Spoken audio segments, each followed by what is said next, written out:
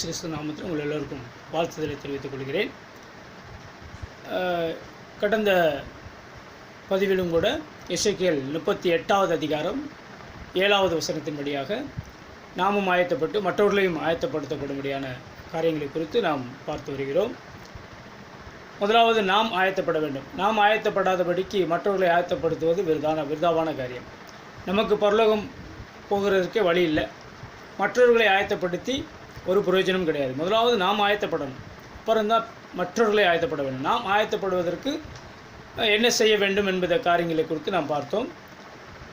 சரீரத்தின்படியாக, ஆவியின்படியாக, ஆத்மாவின்படியாக நாம் ஆயத்தப்பட வேண்டியிருக்கிறது என்கிற காரியங்களை குறித்து பார்த்தோம். அதற்கு உண்டான காரியங்களிலே 7 படிகளை அப்போஸ்தலர் நடபடிகள் 2வது அதிகாரம் 37வது வசனத்திலிருந்து 47வது வசனம் வரையிலாக படித்து அதில் 7 படிகளாக அதை பிரித்து கடந்த பதிவிலே கூட வெளியிட்டதான மனம் திரும்புதல், பாவ மன்னிப்பு பெறுதல், ஞானஸ்நானம் பெறுதல், பரிசுத்தாவி பெறுதல், ஐக்கியம் பெறுதல், சாட்சியான வாழ்க்கையாக வாழ்தல், அப்புறம் தான் ஊழியம் செய்கிறதால என்கிற காரியங்களை குறித்து நாம் பார்த்தோம். அதில் மனம் திரும்புதல் என்று எடுத்துக்கொள்ளும் பொழுது, மனம் திரும்புதலோ இதில் உள்ள 7 விதமான காரியங்களும் நாம் ஏதோ ஒரு நிமிடத்துக்கு மட்டும் மனம் திரும்பினால் போதும், ஆண்டவரை ஏற்றுக்கொண்ட பின்பு அதற்கப்புறம் சர்ச்சுக்கு போயிட்டா, ஐக்கியமாயிட்டா, சாட்சியான வாழ்க்கை வாழ்ந்துட்டோம், பரிசுத்தாவி பெற்றுட்டோம், ஊழியம் செய்தோம், அதோடு நிறுத்தி கொள்கிற சம்பவம் அல்ல அது. 7 விதமான காரியங்களும் நாம் உயிருடன் வாழும் ஒவ்வொரு நாட்களிலும், கர்த்தருடைய வருகை தாமதிக்குமானால் நாம் இந்த பூமியிலே வாழும் ஒவ்வொரு நாளும் மனம் திரும்ப வேண்டும், பாவ மன்னிப்பு பெற வேண்டும், ஐக்கியமாக இருக்க வேண்டும், சாட்சியான வாழ்க்கை வாழ வேண்டும், ஊழியம் செய்ய வேண்டும். பரிசுத்தாவி ஒரு முறை தான் கிடைக்கிறது, ஞானஸ்நானமும் ஒரு முறை தான் எடுக்கிறோம். மற்ற 5 காரியங்களும் கண்டிப்பாக என்ன செய்ய வேண்டும், வாழ்க்கையில் பின்பற்றி கொண்டு தான் இருக்க வேண்டும். மனம் திரும்புதல் என்று இந்த நாட்களில் எடுத்துக்கொள்ளும் பொழுது அநேக ஜனங்கள் மனம் திரும்புதல் முழுமையான மனம் திரும்புதல் அல்ல, ஏற்கனவே செய்த எல்லா கிரியைகளையும் விட்டு முழுமையாக தன்னை மாற்றிக்கொள்கிறதான தன்மையிலே அநேக ஜனங்கள் காணப்படுவது கிடையாது. ஏனெனில் சிலர் இன்னும் பரிதானம் வாங்குவதை விடுவதில்லை, சின்ன சின்ன தீய பழக்கங்களை விட மனதில்லை, பொய்யான வார்த்தைகளை பேசுவதை நிறுத்துவதில்லை, பெருமை கொள்கிறதிலே மாற்றமில்லை, பொறாமை கொள்வதிலே மாற்றமில்லை, இன்னும் சொல்லலாம் அநேக காரியங்கள். அநேக கிறிஸ்தவர்களிடத்தில் இன்றைக்கி நிறைய காரியங்கள் குவிந்து கிடக்கிறது. எல்லா மனிதர்களும் கூறவில்லை, நான் ஏற்கனவே கூறியிருக்கிறேன். ஊழியக்காரர்களோ உண்மையாய் நடக்கிற விசுவாசிகளோ இதை தவறாக எண்ணிவிடக்கூடாது. குற்றமுள்ளவர்களுக்கு இந்த விதமான வார்த்தைகள் தவறாகத்தான் தெரியும். அதுக்கு வேறு வழி இல்லை. நீங்கள் தான் மனம் திரும்ப வேண்டும். அதற்காகத்தான் கர்த்தர் இந்த வார்த்தையை உங்களோடு கூட பகிர்ந்து கொள்ள கூறுகிறார். உங்களுக்கு பிரயோஜனம் அல்ல என்றாலும் மற்றவர்களுக்கு பிரயோஜனப்படும்படியாக இதை நீங்கள் செய்யலாம். மனம் திரும்புதல் என்ற காரியங்கள் எடுத்துக்கொள்ளப்படும் பொழுது ஆரம்ப நாட்களிலே மனம் திரும்பிய ஜனங்களிலே ஒரு அடையாளங்கள் காணப்பட்டது. உதாரணமாக எடுத்துக்கொண்டீர்களானா, ஒரு மனம் திரும்பி விட்டேன் என்கிற ஒரு விசுவாசி அல்லது ஒரு நபர், ஒரு புறஜாதிகளிலிருந்து ரட்சிக்கப்பட்ட ஒரு நபருக்கு மனம் திரும்பக்கூடியதான சமயங்களிலே நடக்கக்கூடியதான 2 விதமான அடையாளங்கள் அவர்களுக்குள்ளாக நடக்கும். ஒன்று, தங்கள் மனம் பாவத்தினால் குத்தப்பட்டு அழுவார்கள். தேம்பி தேம்பி அழுது தேவனிடத்தில் சிலுவையினுடைய தரிசனங்களை கண்டு தேவனுடைய வல்லமையினால் நிரப்பப்பட்டு அழுது கொண்டே இருப்பாங்க. அந்த விதமாக ஒரு சிலர் மனம் திரும்புகிறாங்க. ஒரு சிலர் அந்த மனம் திரும்புதலை ஏற்றுக்கொண்ட உடனே கர்த்தர் ஒரு பெரிய ஒரு சந்தோஷத்தினால, பெரிய ஒரு நிறைவான ஒரு மகிழ்ச்சியினால் அவர்கள் நிரப்பும் பொழுது அவர் முகம் பிரகாசம் அடைவதை காண்கிறோம். அப்போது மனம் திரும்புதலின் போது ஏதாவது ஒரு அடையாளம் அவர்களுக்குள்ளாக தென்படும். அப்படி மனம் திரும்பின நபர்களை நீங்கள் மேற்கண்ட எல்லா காரியங்களிலும் மற்ற படிகளிலெல்லாம் உட்படுத்தும் பொழுது அது பிரயோஜனமாக இருக்கும். அவர்களை சபை கூடுதலுக்கு நீங்கள் கூப்பிடவே வேண்டிய அவசியமே இல்லை, அவர்களே போவாங்க. போகிற மனம் திரும்பின நபர்களை நீங்கள் சர்ச்சுக்கு போகாதீங்க, சபைக்கு போகாதீங்க என்று சொன்னால் அவன் நான் போவேன், அப்படி தான் போவேன், நீ யாராக இருந்தால் எனக்கு என்னென்று போயிடுவான்.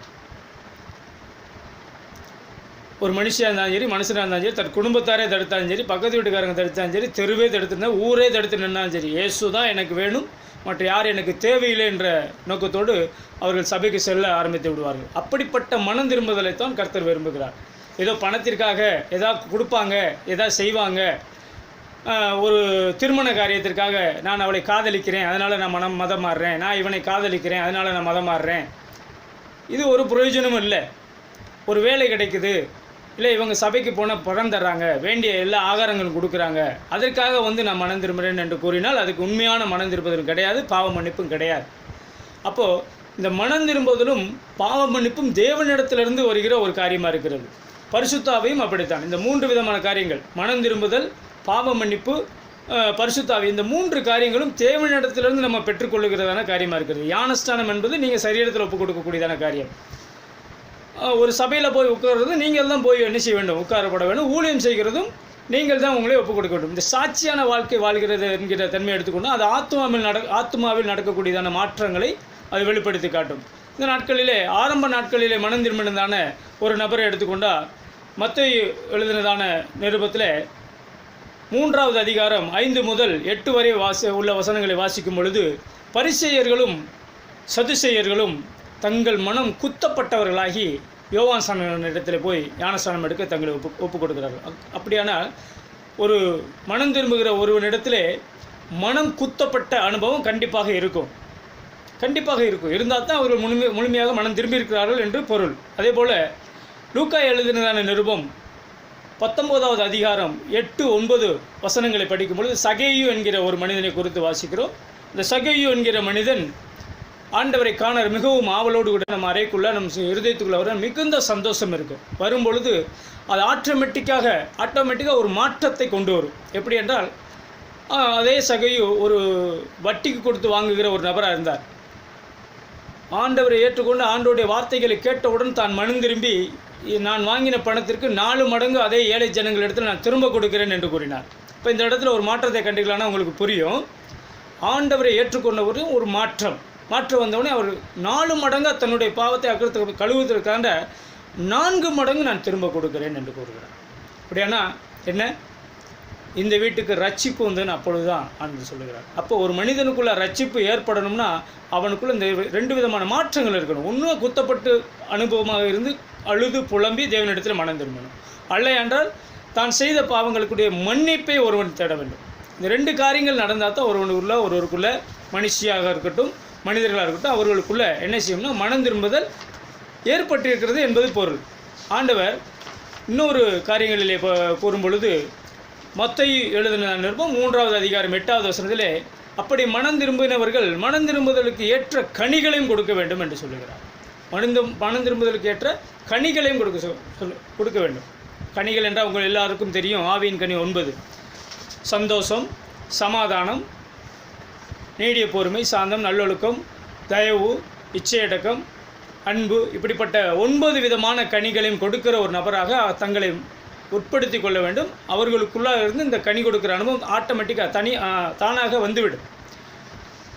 அப்படி வந்தால் தான் அவர்கள் மனம் திரும்பி இருக்கிறார்கள் என்று பொருள். ஒரு நபர் சர்ச்சைக்கு வருகிறதுக்கு காரணமாக நாம் இருக்கிறோம், கூட்டு செல்லுகிறோம், நன்றாக ப்ரேயர் செய்கிற பொழுது, தேவனுடைய வார்த்தை வரும் பொழுது, தேவனுடைய ஊழியக்காரர் வல்லமையாய் பிரசங்கம் பண்ணும் பொழுது, கூட்டி வந்த நபர் மிகவும் வசனத்தை நோக்கி பார்த்து கொண்டே இருக்கிறார். அப்பொழுது தேவனிடத்திலிருந்து வருகிறதான வார்த்தை, சில வார்த்தைகள் தான் கூட்டி கொண்டு வந்த நபர்களிடமே அந்த தவறான காரியங்கள் இருப்பதை புதிதாக வந்த நபர் அறிந்தவுடன் அவரை நோக்கி பார்க்கிறார். இந்த காரியம் உங்களிடத்திலே இல்லையே, பிற எதுக்கு என்னையை கூட்டு வந்தீங்க என்று அவர் கேட்க ஆரம்பிப்பாங்க. அப்போ முதலாவது மனம் திரும்ப வேண்டியது யார்? கிறிஸ்தவ பிள்ளைகளாகி நாம் தான் மனம் திரும்ப வேண்டும். இப்போ அப்படி இருக்கும்பொழுது இது நடந்ததுங்க. உண்மையாகவே நான் ஒரு நபரை ஒரு சர்ச்சுக்கு அழைத்து கொண்டு சென்றேன். என்னுடைய தூரத்துறவினராகிய ஒரு நபரை நான் மனம் திரும்ப வேண்டும் என்று கூறி, ஆண்டவருடைய வருகை பற்றி கூறி அவனை அழைத்து கொண்டு சென்ற பொழுது, அவனோடு கூட அமர்ந்து ஒன்றாக உட்கார்ந்து ட்ரிங்க்ஸ் பழக்க முடியாதான ஒரு நபர் அதே சர்ச்சில் இருக்கிறார்.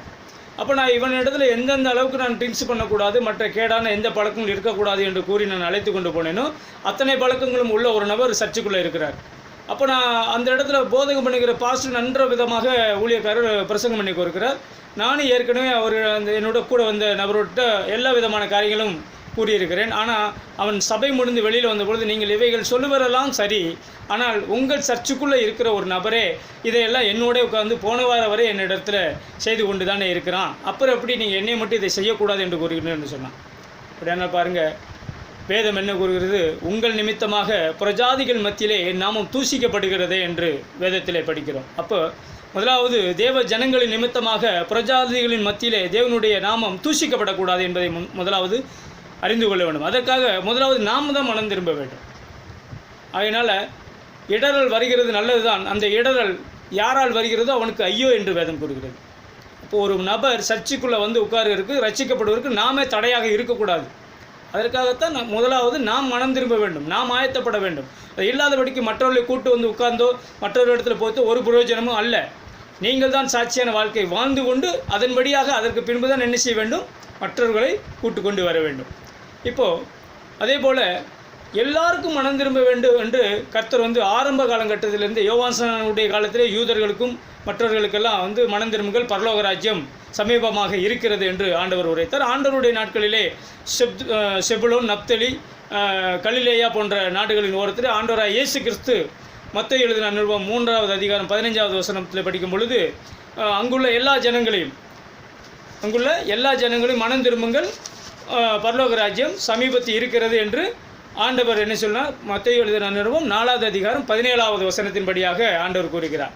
அங்குள்ள மக்களையும் மனம் திரும்ப கூறுகிறார். ஆனால் அதே போல் அப்போஸ்தலர் நடபடிகள் 2வது அதிகாரம் 37-38 முறை படிக்கும் பொழுது அங்குள்ள இஸ்ரேல் ஜனங்களும் யூத ஜனங்களுமாக நிற்கும் பொழுது அவர்களை முழுவதுமாக மனம் திரும்பும்படிக்கு பேதுருவானவர் கூறுகிறார்.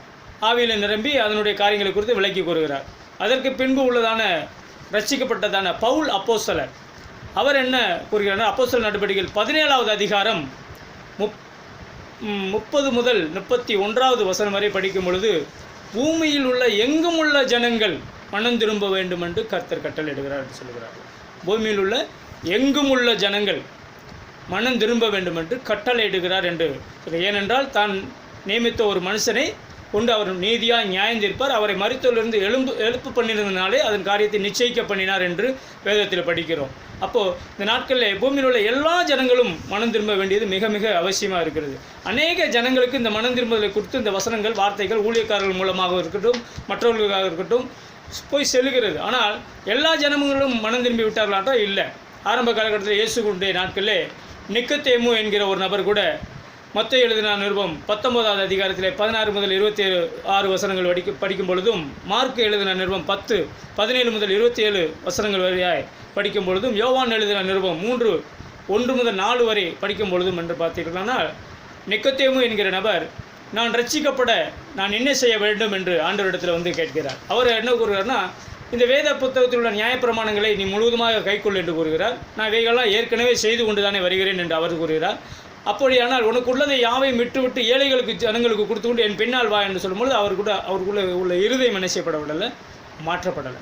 அப்போ எல்லா ஜனங்களுக்கும் மனம் திரும்புதலை கொடுத்து ஆண்டவர் உரைக்கிறார். ஆனால் அந்த உரைத்ததான வார்த்தைகள் அவர்களுக்குள்ளாக போய் கிரியை செய்கிறதுக்கு தாமதமாகலாம், என்ன செய்யலாம், தாமதமாகலாம். ஆனால் நாம் சொல்லுகிற கடமை நம்ம சொல்லி கொண்டு தான் இருக்க வேண்டும். அதே போல் ஐஸ்வர்யவான் லாசரு கதையை குறித்து ஆண்டவர் சொல்லியிருக்கிறார். ஐஸ்வர்யவான் லாசரு கதையில் வந்து அவன் உயிரோடு வாழ்ந்த நாட்களெல்லாம் அவனுக்கு மனம் திரும்ப எண்ணமில்லை.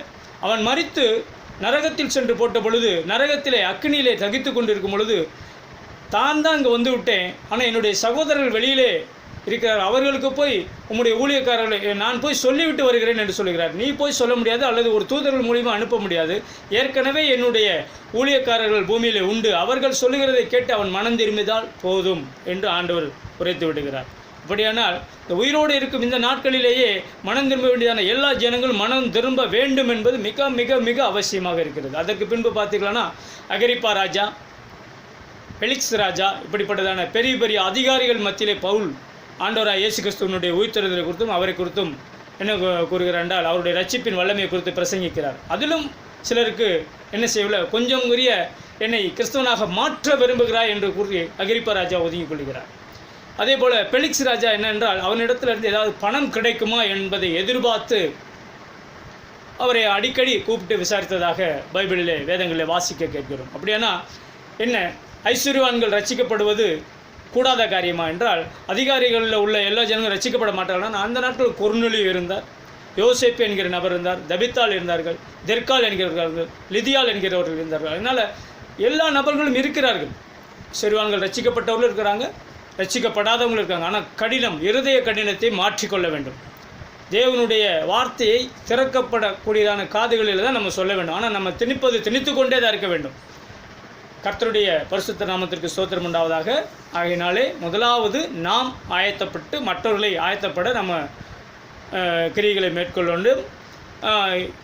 இந்த மனம் திரும்புதல் ஏற்பட்டால் தான் ஒருவருக்குள்ளாக பாவ மன்னிப்பு கிடைத்தது என்ற ஒரு நிச்சயிக்கப்பட்ட ஒரு சந்தோஷம் அவர்களுக்குள்ளாக ஏற்படும். பாவ மன்னிப்பு ஏற்படும் பொழுது என்ற காரியத்தை சொல்லும் பொழுது கர்ம பாவம் ஜென்ம பாவம் என்று சொல்லியிருந்தேன். ஜென்ம பாவம் என்பதை குறித்து ஒரு நாட்களில் பார்ப்போம். கர்ம பாவம், பாவத்தில் எந்த பாவம் மன்னிக்கப்பட்டது, எந்த பாவம் மன்னிக்கப்படவில்லை, அநீதியெல்லாம் பாவம்தான். ஆனாலும் மரணத்துக்கு ஏதுவான பாவமும் உண்டு. அவைகளை குறித்து நீ வேண்டுதல் செய்யக்கூடாது என்று ஆண்டவர் வேதத்திலே யோவான் நிருபத்திலே படிக்கிற 1 யோவான் 5வது அதிகாரத்தில் படிக்க பார்க்கிறோம். ஆகையினாலே அதை குறித்து இன்னொரு நாள் பார்க்கலாம். ஞானஸ்நான காரியங்களை குறித்து நான் அடுத்த காரியங்களிலே நான் விளக்கி கூறுகிறேன். ஞானஸ்நானம் எடுப்பதிலே அநேகருக்கு அநேக பிரச்சனைகள் இருக்கிறது. ஞானஸ்நானம் என்றால் இதில் என்ன ஒரு பிரச்சனை இருக்குது என்று காண்பீர்கள். நான் ஞானஸ்நானம் எடுக்கும் பொழுது அநேக விதமான பிரச்சனைகளை சந்திக்க நேட்டது. அதை குறித்து அடுத்த வீடியோவில் நாங்கள் உங்களோடு கூட பகிர்ந்து கொள்ள ஆசைப்படுகிறோம். ஆண்டவர் தாமே உங்கள் அனைவரையும் ஆசீர்வதிப்பாராக. ஆமேன்.